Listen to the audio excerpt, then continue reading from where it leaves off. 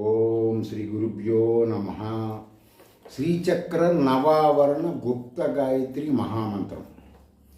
దీనికి ఈరోజు కూడా ప్రత్యంగిరాకు సంబంధించిన ఒక కృత్య మంత్రం. ఇవి అయిపోయిన తర్వాత మీకు గతంలో చెప్పినట్టు షడానాయ మంత్రాలు చెప్తాను. ఇప్పుడు ఈ శ్రీచక్ర నవావరణ గుప్త గాయత్రి మంత్రం ఎవరైనా చేసుకోవచ్చు. మీ అనుమానాలు ఉంటే నెట్లోకి వెళ్ళి గూగుల్లోకి వెళ్ళి శ్రీచక్ర మహామంత్రం శృతి ప్రామాణికమా కాదా అని అడగండి, తెలుసుకోండి, చెయ్యండి. మిమ్మల్ని మీరు సంస్కరించుకోండి.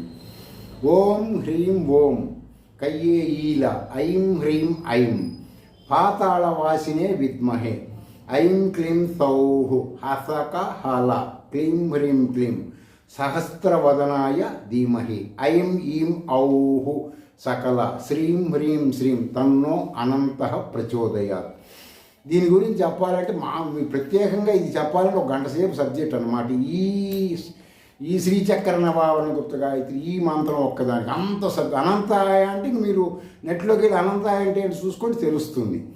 దీనికి సంపుటి ప్రత్యంగిరాన్ని ఏం చేస్తారంటే, మీరు శత్రు నిర్మూలన నేను చెప్పట్లేదు, ఆ అనారోగ్యాలను చేసుకోమని చెబుతున్నా.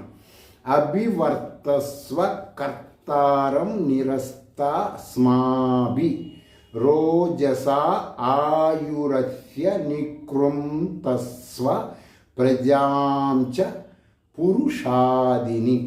దీని యొక్క అర్థం ఏంటంటే, మేము మంత్రం శ్రీ విద్యాపరంగా చేసుకుంటున్నాము. ఆ మంత్రం ద్వారా నిన్ను ఆ మంత్రాన్ని కలుపుతున్నాము.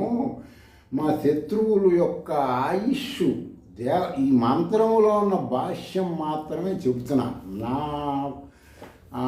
నా సొంత పాండిత్యం కాదు. మంత్రంలో కింద రాసింది దాని అర్థం ఇది.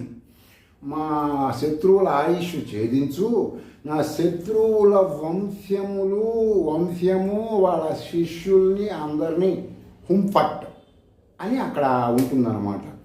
దీనిని ఆయు నికృంత కృత్య అని అంటారు అనమాట.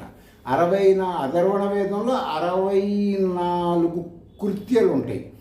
ప్రత్యంగిర రుక్కు పారాయణంలో ఈ 64 కృత్యాలని మన్యు సూక్తములకు సంపుటి చేసి కొంతమంది చేస్తుంటారు. కొంతమంది పంచముఖ ఆంజనేయ స్వామిని కూడా కలుపుతుంటారు. కొంతమంది ఇంకా తీవ్రమైన సర్వ ప్రపంచ నాశనం కోరుకునే వాళ్ళు ఈ కిరాత వారాహిని కూడా కలుపుతుంటారు. అవన్నీ మీరు ఆలోచించుకొని